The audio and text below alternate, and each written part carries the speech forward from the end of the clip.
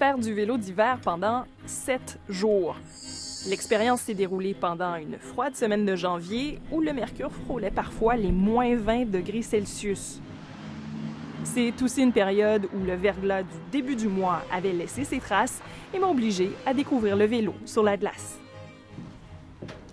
Nous avons demandé les conseils d'une Montréalaise qui se rend au travail à vélo tous les jours depuis 3 ans. C'est un moyen de transport plus efficace et aussi plus agréable pour Chloé Barry. Le vélo d'hiver, est-ce que c'est fait pour tout le monde ou c'est vraiment... Moi, je pense que oui. Oui, c'est pas juste une catégorie de personnes.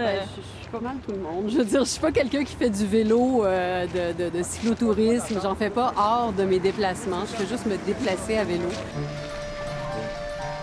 Les deux craintes, c'est toujours, les gens disent toujours le froid puis les voitures, puis finalement, c'est pas ça. En fait, c'est l'état de la chaussée, mais c'est pas la cohabitation. Je dirais que la cohabitation est beaucoup plus difficile. Je me fais bien plus klaxonner, talonner, des manœuvres désagréables au printemps, quand tous les cyclistes reviennent sur les rues, comme si les automobilistes disaient « Ah non, là, il y en a plein ». De mon côté, aucune mauvaise expérience à déclarer avec les automobilistes, même sur les petites rues qui sont beaucoup plus étroites. Tu disais que le plus grand défi, c'est la chaussée. Oui. La Ville de Montréal s'est cette année engagée finalement à étendre son réseau de pistes cyclables, 260 km. En pratique, ça ressemble à quoi? Le gros problème du déneigement, c'est ce qu'on appelle les bandes cyclables, c'est-à-dire toutes les rues où il y a vraiment juste un dessin de vélo le long des voitures. Là, depuis janvier, c'est sous un amas de glace, c'est pas déglacé, c'est pas roulable, c'est pas cyclable, pas du tout.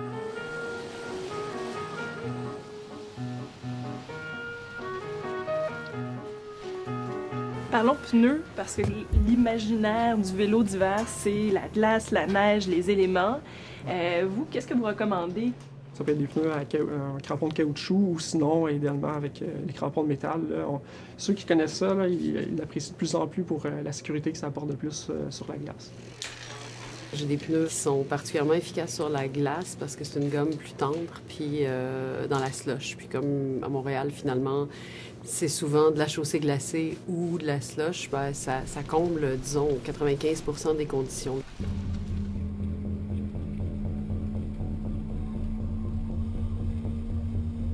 Sur cette rue glacée, mes pneus cloutés n'ont pas suffi. J'ai chuté sans rien me casser. Conclusion, prudence et peut-être éviter les petites rues mal déglacées. Est-ce qu'on peut constater que le vélo d'hiver est plus populaire, ne serait-ce que par le nombre de clients que vous avez? Oui, tout à fait. Dans les 5 dernières années, on voit que ça augmente à chaque hiver. On est occupé à chaque jour. Il y a tout le temps du monde qui vient de préparer leur vélo pour l'hiver ou l'entretenir. Moi, des fois, à l'automne, je me sens plus occupé que l'été, dans le fond. Même si on a moins d'employés, mais plus de clients pour l'hiver.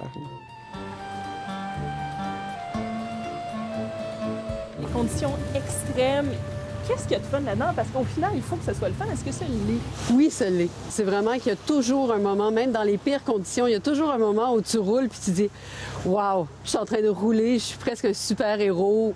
Face à soi-même, là, mais il y a vraiment quelque chose de grisant là-dedans, une euphorie qui nous prend, puis on arrive toujours avec un sourire extatique. Et la débutante que je suis a survécu à une semaine de vélo d'hiver, une semaine qui prouve qu'il est possible de commencer graduellement et surtout de prendre le temps d'apprivoiser les éléments.